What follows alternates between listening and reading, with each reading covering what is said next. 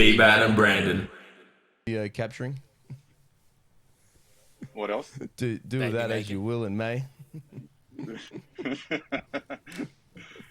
been going on? You know, we're just a business trying to make money, bro. Yeah. This is true. We just spoke about the OnlyFans. Yeah, we were just saying, wonder how always, we can many do some good images for that. coaches that went to the OnlyFans side of things through COVID are going to come back to coaching. Well, they're just making too much money over there. Me and Brendo, one of them. Yeah. We made some good content over the years. Still got one from when I was sucking on your nipple. Yeah, I know. Yeah, for an extra $4.95, send us that money and we'll send you that photo. But Mr. J. Tyler, welcome back on the podcast. Thanks, you guys. were looking very thick on this camera. I'm Yep. not. Well, this is actually what we saw an Instagram post that really sparked our attention and curiosity. You just did a half marathon, I think. Yeah, last week.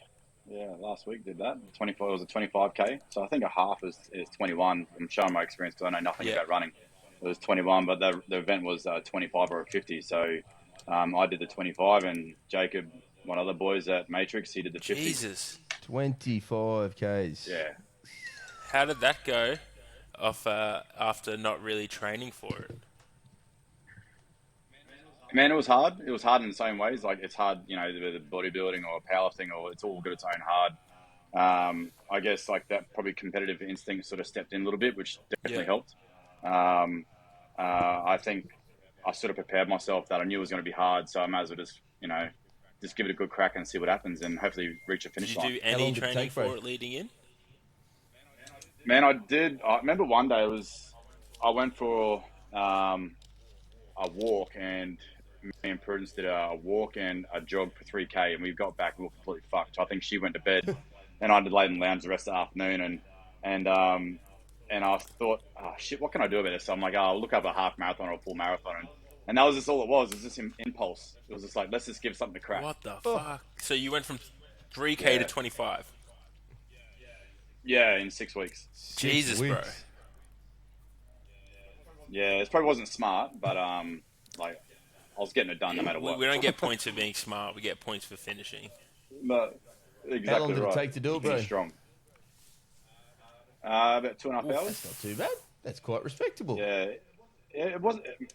Yeah, man, it wasn't too bad. Like, I legit ran out. I think it was 6 minute splits, which isn't fast. Like, you can talk the whole time, so it was just a manageable speed. I wasn't there to try and race against other people. I was just more so for myself. And man, it was such a good event. It was called the GC50, but the reason why I liked it so much is because there's people from all different walks of life. Like, there's older people, younger people, there's footy players, there's people that have been actually doing competitively and that sort of stuff. So it was good to be amongst. So I think there's about 800, 900 people doing it. So it was a great event. Whereas, like, I think the simulation of doing it with other people made it a little bit easier, because through the prep, I was pretty much doing road runs or runs on the oval and that sort of stuff with Prudence right behind me on the bike. So I sort of fed off the stimulation of change of environment. Yeah, absolutely. And was it? Did you enjoy making a switch from weightlifting to running for a bit, bro? Was it good? No, not at all, man. I fucking hated it. Like, legit, every time I ran, I'm thinking, this sucks. Legit, it sucks. My calf, I strained my calf, my soleus like inflamed. My hamstring was tight, and every time I lifted weights, it made running harder. So I had to cut out weight training altogether. So, but I already set the date; it was happening no matter what. So I just tried to manage it the best I can. But yeah, every time I was running, I was just trying to feed off. I put random music on my playlist, like shit like Mariah Carey or fucking just random stuff that would try and make it a good time, you know. I rate that. I fucking rate Mariah Carey, so that's dope. This time of year too, it's Christmas, mate. Got to get the Christmas album out. Yeah, no, but it was a good experience. It was hard. It was hard in its own ways, but after I finished that race, I'm like, I'm doing it again. I'm doing it again next year, but I'll do it competitively, because those guys that like had that background of footy, boxing, or whatever, they were doing it, and they were doing it hard. So I realized, I can sort of, work around, the boxing or the powerlifting or bodybuilding, whatever I'm going to be doing at the time. I Yep. can work Right. around it. And why the change? Why the pursuit? I think, like, obviously you guys know that I had a bit of a mini stroke in March, and I think that threw a bit of a Yep. curveball at me Yep. competing. Um, Obviously, I couldn't put myself under severe strain under a bar, so that sort of Yep. cut that out. And the whole bodybuilding side of things, well, I couldn't get all the calories down to push my body to grow, so that was too much Fuck. stress in itself. So I just do things that I could. Yeah. So I Right. started boxing, and and that was like a whole new level. Like, to go back to just being like, to having no knowledge or understanding or actually being Yep. skillful at a certain sport. You're Yep. starting at square one. So once I started doing that, head coach Steven said, you start running. So that was another reason why I started doing those short little runs. And then, so then I did notice that the running did help the boxing side of my legs got a little bit faster, and just, the coordination side of things. So, That's Did you insane, enjoy yeah. bro. being a Now, beginner again? Did you enjoy But being what? a beginner again, learning something new like boxing?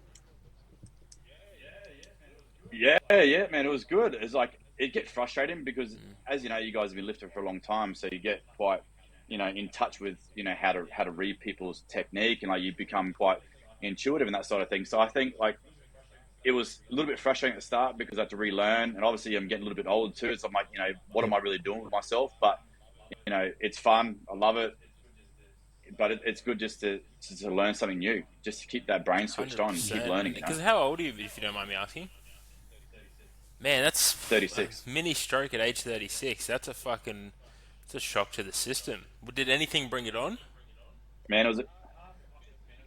I think, man, it was a huge combination of so many different things. I think from November, we we moved from Ipswich to the Gold Coast, and that was quite a big process in itself because I had the garage there, as you guys know. So pretty much, I took the leap. I just sold all my equipment, and I moved down the Gold Coast. We bought a property down here, Yeah. so that was stressful within itself. We had a lot of athletes competing at the time from like November through to March. So athletes competing across bodybuilding, boxing, powerlifting. It's just, you get pulled in all these different directions. You're not just focusing on one particular thing, and to have all these clients trying to pull me It from different stresses you. directions, it does take a toll.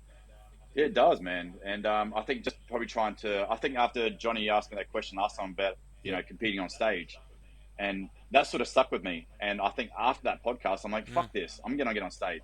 And I'm like, I'm not gonna do it half-assed. I'm gonna go in there and try Yeah. and fucking take out everyone. So from and so yeah, naturally I started putting the weight on, started eating about 6,000 calories a day, which wasn't, that wasn't really healthy to try and push myself up to about 110 where I was sitting at the time. So I think I put Fuck. on like 12 kilos. So the stresses of that, the training itself, the stress of the business, and yeah, I think 3 weeks before there was little, as I think back now, there's little signs where in the afternoon I couldn't see properly. I'd look at my phone, my vision would go a little bit blurry, and I was so fucking tired, man. Every single day I was so fatigued, and then it all made sense. It was like 3 days after all the comps finished, and I was done for that part of the year. I woke up one morning and my whole side of my Fuck. face was completely numb, and I couldn't feel anything.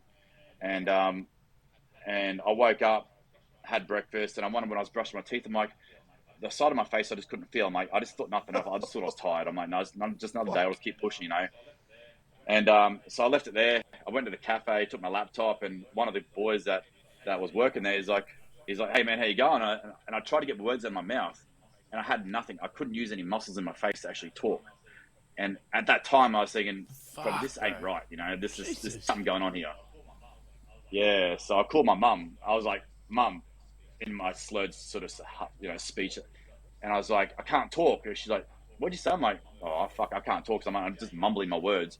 And she's like, Jay, you're having a stroke. I was Oh, like, oh shit. So ambulance came. Ambulance came, picked fuck. me up, and pretty much got questioned by all the hospital staff. There's about 15 doctors interviewing And you me, can't trying to find talk. out what was going on.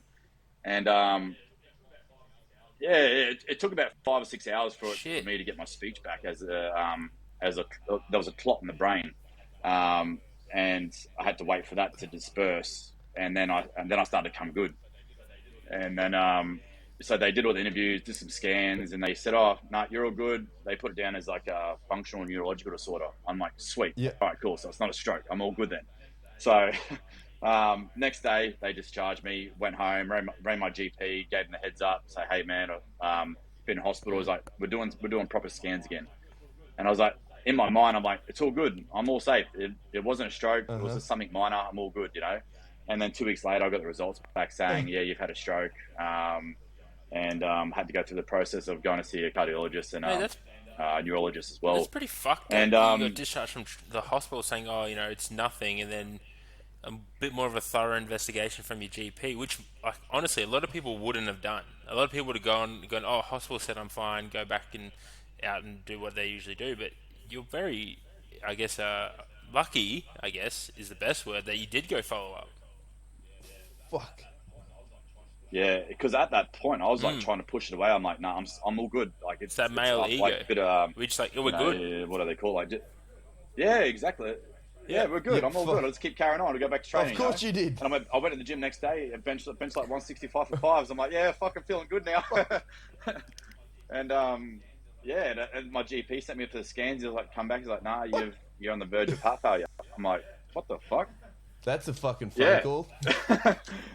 And that man, that was, and that sort of that threw And me. what And that's changed when for you in everything that sort of moment? changed. What was the first thing that kind of run through your head when you're like, "Oh fuck, my heart could fail any moment"? Man, to be honest, like I'll be honest, like probably could have like it got a bit Yeah. emotional at the time Yeah, because I was like, exactly. no, this can't be happening, man. I'm like 35, 36, like, who this doesn't happen to people at this age. Yeah. Even the doctors said, no, you're too young.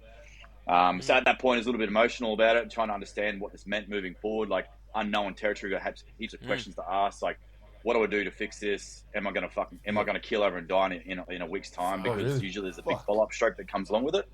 And so it was a waiting game. Within the first 12 months, that's when you're at risk of having a major one. And so at that time, I was like, Fuck. man, I could die any second now, So that was probably the hardest part, just knowing that everything I've been doing over the years of training, working, everything I've been working Yep. for was just like, this is all a waste. Like everything's like I haven't fulfilled what I wanted to fulfill out of life, And I'm Yeah, going to be that's cut pretty short. incredible, and That's what was going through unfortunately, my it head. does take those bigger moments to have those kind of breakthroughs. And may I ask now, what did change for you? What are you pursuing now in terms of this fulfillment? Probably one of the biggest things was since we're on the business from day one. I think like 6 years in, like I've just tried to do everything myself. Like this has been my baby. Like the strength coach is building it to as big as it is and keeping it growing and taking it to an international level. And that was my main focus. And then Yep. realizing that I can't do this myself. Like I need people around me that have my back. And that's when I obviously Prudence was working the business already, and she was managing a lot of the back end stuff. And then I had one of my close mates, Paul Spaniel. So I've known Paul for a long time, and I was sitting in the hospital bed that day because I had And so you're much still work to get working. done. So I was on the back end of having this Fuck. fucking stroke, and I'm like, I've got so much work to get done. Jesus. I was still working. I had my laptop going. I was like, I can't. I've got to get back to these client inquiries, and I just couldn't let up. And people was like, you need to stop. I'm like, no, I can't, man. Yep. I've got too many people that are relying on me, So it was at that point when I realized I need help. So I got Paul on board, and he's jumped on board, Yep. and he's been great since March, April. So he's been a big Yep. key in It's funny. It's funny working this how we business have as this well. So mentality that, like, as a coach, I think we feel the pressure of, oh, these people rely on us. Like, we talk to these people, we see these people day in day out. Honestly, if we took one day off because we were in hospital or we tore our Achilles or something stupid, like, they'll be fine with it. They wouldn't expect us any different. But we have this mentality, and I see it a lot in male strength coaches as well, that it becomes this, they rely on us to do, to get through their prep or to get through that, and that's not really the case. We're there to provide a service at the end of the day, and that's yeah, coaching. But they've got plenty of other things in their life that could keep them going if we were out for one day. Do you still find yourself stuck in that mentality now? yeah, yeah, a little bit. I think naturally it's sort of ingrained in me from what I've learned from like being in this business, and like I said, it's like this is my baby. Like I have to. If you're not in it, it's not growing, and you're not improving. You're not like giving the best to your clients. So that's a part of my sort of mentality. But now I'm starting to realize that I need to maintain some boundaries for myself to allow myself to to focus on being healthy and getting myself back to 100%. So that's where I've like leaning on other people and having good support systems around me to make sure 100%. I I can really do my like job what you properly said and there stay too. healthy at the same time. Probably even, it's not so much about being in the business, but being able to step back and work on the businesses where the real magic happens. Like you can't grow it to that international level if you're stuck, doing one-on-one sessions every day. You got to have time to step back and go, well, this is how we're going to Exactly. move forward in 2022. Sorry. Fuck, bro, that's a hell of a Yeah. story, and Yeah, as you're you said, definitely right. so young. What? Any I was going to causes? say, so you're still not out of that 12-month window, though, right? Yeah, I definitely feel like I'm on the road to recovery now. My heart rate was Yep. when I had the stroke was sitting about 80 to 90 a day a Yep. beats per minute, but that was really high. Like I used to sit at 45. Yep. Now I'm back Good. to 45. Everything's feeling really good. Plenty Yep. of energy. I'm training. I'm boxing. I'm training. Like everything feels normal again. So yeah, I'm definitely feeling a lot healthier now, and just do the Yep. follow ups as we go, just to make sure that I'm on the right track, Fucking and oath, bro. We need you around yeah, a just bit make sure it longer. doesn't happen again. Yeah. Yeah. Yeah, So is exactly right. Absolutely, bro. all fucking powerlifting off the cards from now on, or do you think? No, I think it's always going to be there. I just work out ways on how I can do it Yep. whilst managing the business at the same time. Because like I think yourself, like you're either going to be maybe a good coach or a good athlete, and it's hard to be both. One thing is I feed off my athletes. Like if my athletes are doing well and they're winning, I'm winning. So me competing isn't so much. It's not a necessity. Like the way I see it now is I want to do it for fun. Like doing it for fun is like it tests me out. I don't need to put the pressure on myself like I did before to hit certain numbers at certain stages of prep, or be a certain weight, or care so much about how I look, or all that sort of shit. Like that sort of stuff. It's all a fucking waste of time. Like I just go and have a bit of fun now, and if my 100%. I athletes love are that successful, mentality, and that's especially that's coming in important to after me. something like that, man. You just really take stock, and as you said, it doesn't really matter how you look, doesn't really matter what you lift at the end of the day. If you have a purpose and you're feeling fulfilled, and obviously your clients' wins are your wins, and that's the most important aspect. It's also the Yeah. key of running a good business. Yeah. Yeah. Being a coach first. Yeah, exactly. I don't know if you know yourself, but like, yeah, if you like when you go to compete, like I find naturally that I switch off a little bit, and I just go straight to a bit of tunnel vision. So I find it that Yeah. when I do compete, it's not good for my clients, because naturally my emotions switch off, and I'm only emotionally available for myself and no one else. So I have to find those sweet spots when it's safe for me to do it, because if I compete at the same time as everyone else competing, I turn Oh, into bro, a bit I'm of the an same. asshole. It's probably Oh, not. that's I'm why not I probably go not the best compete in person to be Melbourne. There's around. no way. It's just easier for me to Yeah, go away, and I can focus on yeah, myself. Not saying that I love competing with my clients. Like some of the funnest comps I've had are things at like the deadlift comp where I've been competing with the boys, but I can afford to there because it's single lift, it's a bit of fun. But if I'm competing and I want to go well, it's like I'll take the precautions and yeah. I'll pay the extra to fly down to Melbourne and just have a good comp because I don't want, as you said, I turn into I'm going to say a cunt. I'm not. Nah, bro, we say whatever You we can want. The only say, Well, person I that's was "Cunt going to going to to me, say complain is that. cunt my to Is you." this mother. PG or what are we Yeah, going here? but And his mum it's loves it. like, oh, yeah. Have you guys seen the movie The Gentleman? Yeah. Yeah, with like, okay, Jay, watch it. Baller No. movie. It's with Matt McConaughey. Absolutely like gangster movie. But my mum had to switch it off like halfway because they said cunt too many times. I was like, oh, mum, you're so Sorry, mum. sweet. Yeah, it's fucking great. Absolutely great. I'll be watching it. Yeah, I think I was So, going to but say I like to call it for you guys, what we're talking about, I like to call it the coach's curse. But myself, like the two of you, I think we both would all agree that we probably love coaching more than getting our own personal results out of it, right? 100%. definitely, man. And to the stage where clients win. I mean, I could even drop a tear, like just Yep. fucking my chin starts going a little bit wobbly and shit, just from being so proud. Like that's Yeah. what you build up to. It's like that emotion, everything, all the effort that's gone into preparation for any athlete. Like you commit a lot of yourself to that client, Especially and to see the the end ebbs result and come flows through, of the it's like prep. it's a If huge they win. have a hard day and they tell you about it, man, there's as much as we try to set boundaries, you're going to take some of that on no matter what. So when it comes to comp day and they've just hit a mad PR, or if they've won or something, there's tears flowing. Like there's no fucking, oh, get me all emotional, Jay. Yeah,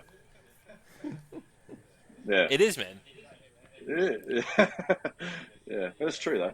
If you don't care, well, like, I Yeah, guess you 100%. care I a lot. think That's it's what your clients, the both client your will only clients do really perform well. to the level we set at, and if we allow them a space to grow and flourish, which also comes with the flip side of allowing them a space to be vulnerable and share their hardships, I think it's just all part of it. And your coaching business is really kicking ass Exactly. these days. Like you said, That's putting right. a new lad on, bro. I'm always love watching what you're doing with all the boxes, bro. You enjoying that side of it as well?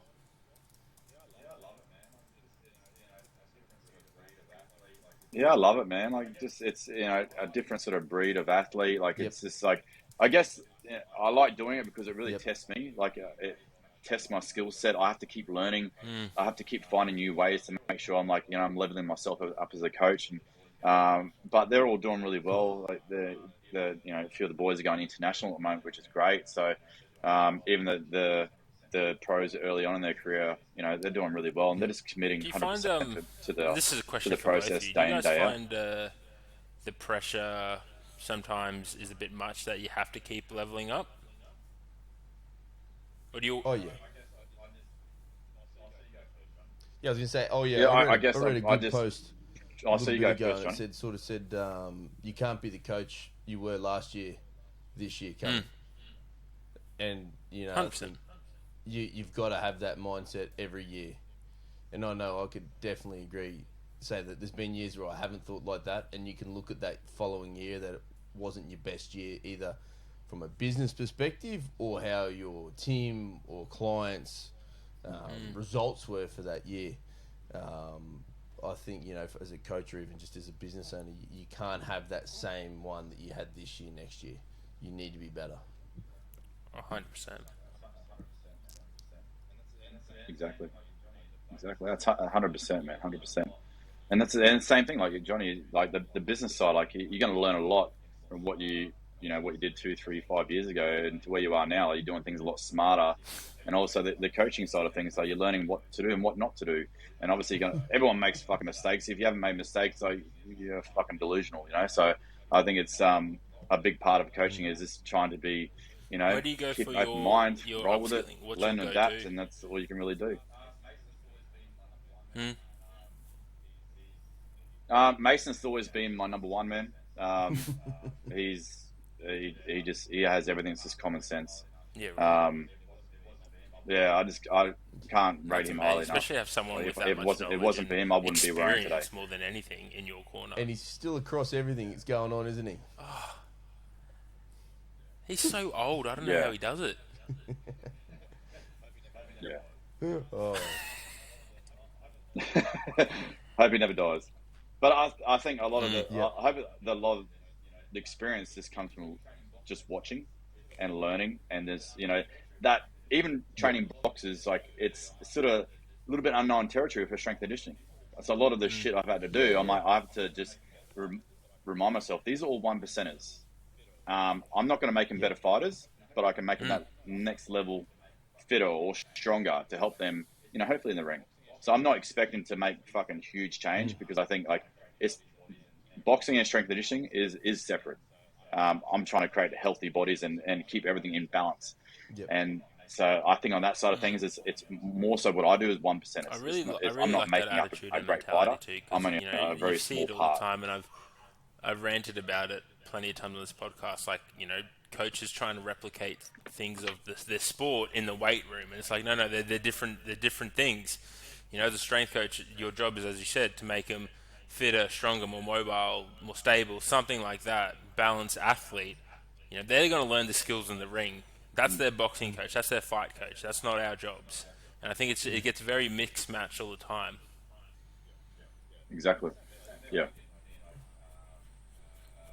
Yeah. Yeah. The same thing. Like you can be uh,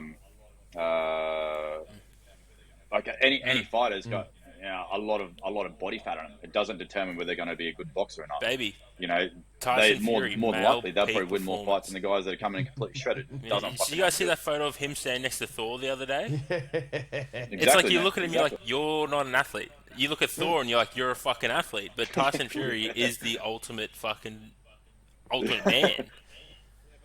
Yeah. Yeah. Yeah, Yeah. Yeah, but then you'll see like Thor will come against Eddie you Hall, you and you Eddie back Hall in will just Eddie. knock him out. Like that's how I sort of Yeah, see how right. it Why is going, that? you know? Yeah, 100%. Yeah, right. I just don't think that him, getting lean, shredded Yeah, is right. actually going to Eddie help does him in the look ring. fast I when just he think moves, he's going to doesn't be too stiff. I think Eddie's just going to pick him apart. If I'm wrong, fuck. Yeah, he? Yeah. I think I still I don't think think I'd it'll want go to that get way. punched by Thor, But though. That'd obviously hurt. there's a lot of hype around it. But You know what's funny though? just because you're It's like shredded doesn't mean the only hype fuck I yeah, know yeah, around yeah. this is within the strength community. Like, I reckon actual boxing fans are probably like, "What the fuck is this? Like, what the hell? Why is everyone like talking about this?" But it's just the people within the powerlifting community because Yeah. we want to see two jacked, roided up cunts fucking go at it. Yeah. Yeah, Yeah, and that's the thing, man. They sell tickets. Like there's so much hype that they make the money. Whereas like a lot of the pros in boxing in Australia, or guys that aren't really at the top, man, you make fuck all money, but you get guys like you know Paul Gallen and all even these if they other lose. footy players in Australia fighting. They're making That's good money insane, fighting. hey. It's just so crazy, but like Australian sport at Exactly. the Yeah, most part guaranteed is payday. quite behind anyway. Hmm. Like, fuck me. Oh, it's funny story, nothing to do with this podcast, but I went to Yeah. I'm looking at buying a 4x4 at the moment, so I went to a dealership yesterday, had a chat with someone, they're like, oh, what do you do? And I told them what I do, and I work with some high level athletes, they're like, oh, tell me who, and I name dropped a couple, and they're like, oh, yeah, I was like, shut the fuck up, you don't know who they are. Don't car salesman me. You don't know who we are. When fucking Luke Polly's some engineer in some office right now, nobody knows how fucking strong that cunt is unless you're in our circle. Yeah. Oh, anyways, that was a 100%. little Will you rant. that get I to thought travel? was You funny. said some of your boxers might be going overseas, Jay. Will you get to go with them? Yeah. Did you?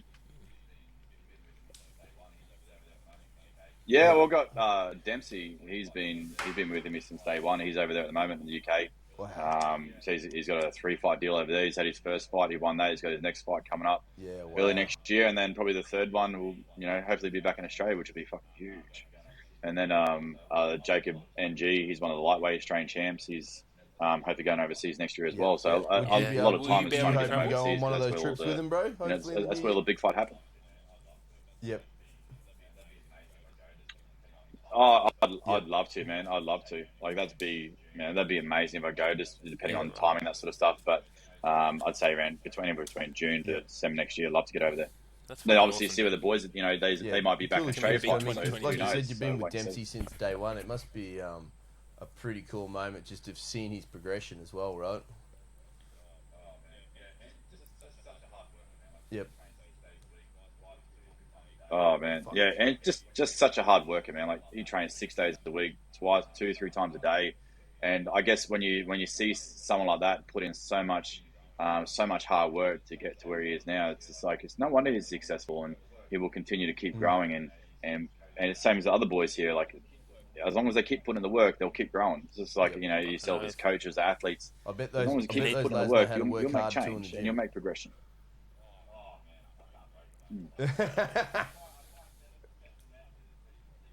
Oh man, I can't break them, mate. Yep. I try and test them out physically to see what their ticker is, see where it's at. But they love it. They just feed off it. I can add extras onto each session. That we'll be doing fucking 200-300 burpees after hard strength conditioning, and then like, yep, cool. What's next? That's what it's like. It's Yep. just like, Insane. oh, cool. But Yep. they feed off it. It's just like they know I try to break them. Yep. Like mentally, 100%. Like, physically, that's obviously in insane. safe That's ways. But I've seen the it's videos making of them mentally tougher Dempsey at the on same your time. Instagram, bro. Like, that mofo knows how to work. It's yeah. He does, man. Yeah, Fuck especially for me. a heavyweight too. Like he's 130, That's insane. 114 kilos, and that 114 output, kilos and he's it's moving that impressive. good. Oh, good coaching. Yeah, well, we usually do these circuits. Fucking over. That's just he's just committed. But we did these circuits where we'll do, say, just as like 20 calories of salt bike, 20 on the ergo, and we'll do different rounds on the roll and that sort of stuff. And I did mine yesterday in 16 minutes, and I That's was an animal. fucked at the end of it. And he does it in like 8. Fucking hell, Then he's bro. turning around asking you for more. Yeah. So yeah. Yep. Bro, what's on the Exactly. what's Yeah, on the they'll do cards for abs after. 2022 in your world?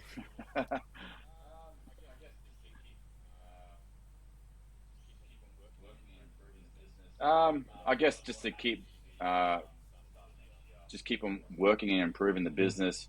We've got a lot of athletes competing in the start of next year across the multiple sports again. So yeah, the boxing, there's a few big fights happening, and bodybuilding side we've got IFBB, ICN, INBA shows, which is season A.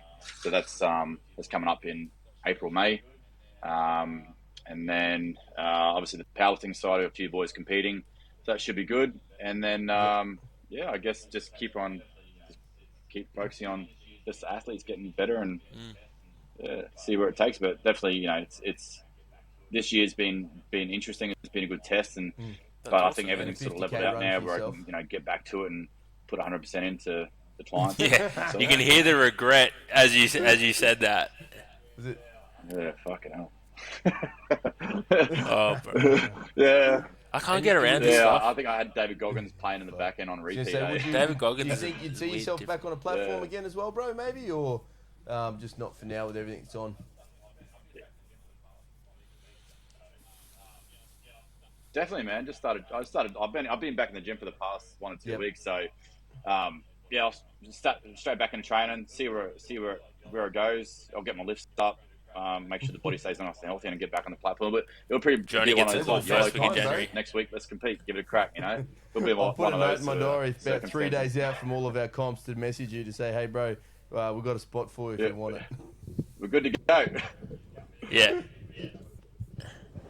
Yeah, fuck yeah. Yeah, count me in. PB's coming.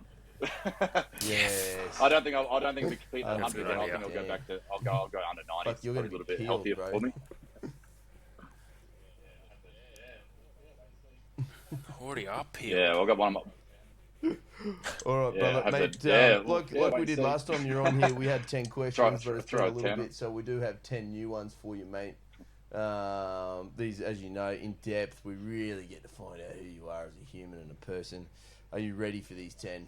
I fucking hate these, man. Yeah. Best Christmas movie ever made? Yeah, great. Sick, twisted motherfucker. Yeah, I'm ready.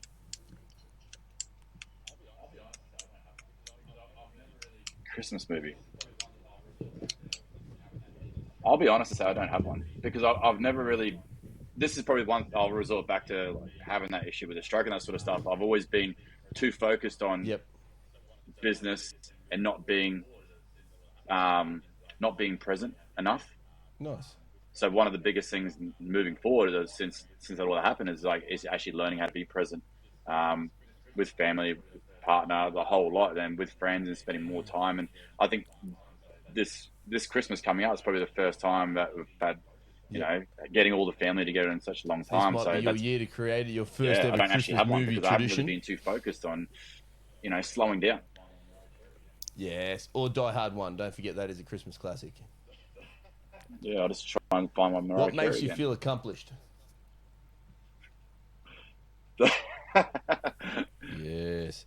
What's on the 2022 bucket list? Athletes winning.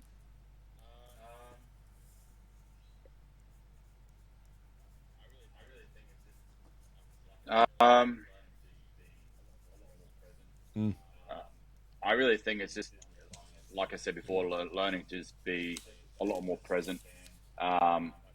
Just keep business flowing as it is.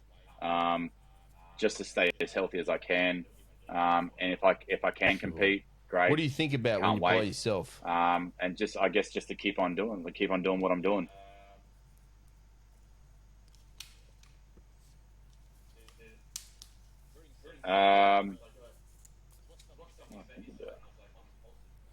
See, Prudence said to me, it's like, so what's something about yourself? And I was like, I'm impulsive. Yes. So What I is the think that if I get time to myself, I'll be thinking What is the about what I'm last going to do thing you next, watched on and I'll YouTube? start planning in my head what I'm going to do, and that's pretty much what I do. Ah, That's mad. It nice. was 50 Cent. What song makes you happy when you listen to it? That was my amp up for today's podcast.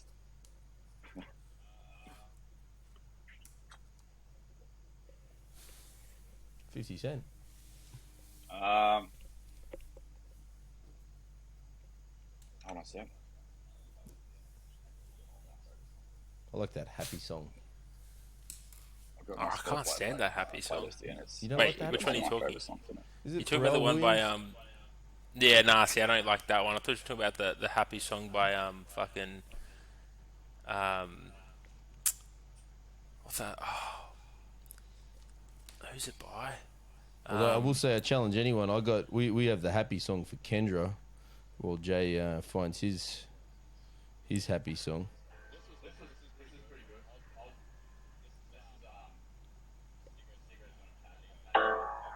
This is pretty good. This is Sick.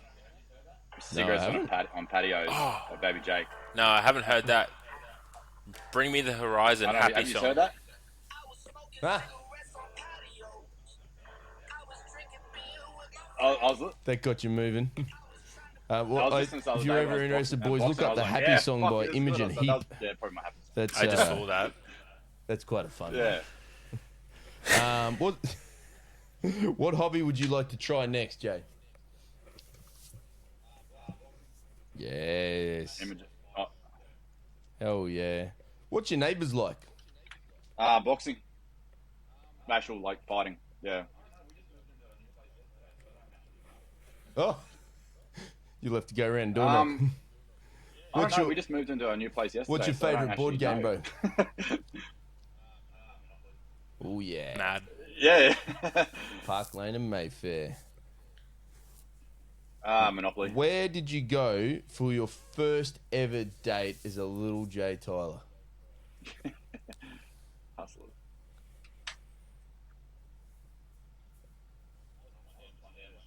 Oof. Yes. Yep. Oh, that was fun down the skateaway. That's mad. We used to go skating when we were younger. Every Friday night. Yeah. So you'd see me sort of roll up to a girl. Hey, you want to hold my hand? Oh, fuck the ball. That's it, brother. Mate, that's awesome. Jay, where can our brilliant listeners find you? Yeah. Yep. No. Sweet. As always, we'll put that straight in the show notes. But man, thank The you Strength Coach, so much for coming Instagram, back Facebook, on for website. round two. Stoked to hear that you're doing well and recovering really, really well. Hopefully, it stays that way. And man, we'll talk more in 2022 for sure. Fuck yeah, bro. Want to hear more about everything. Thanks, brother. Yeah. See you, man. Thanks for having me, guys. Really appreciate it. Can't wait. I'll see you guys soon, no doubt. See you guys.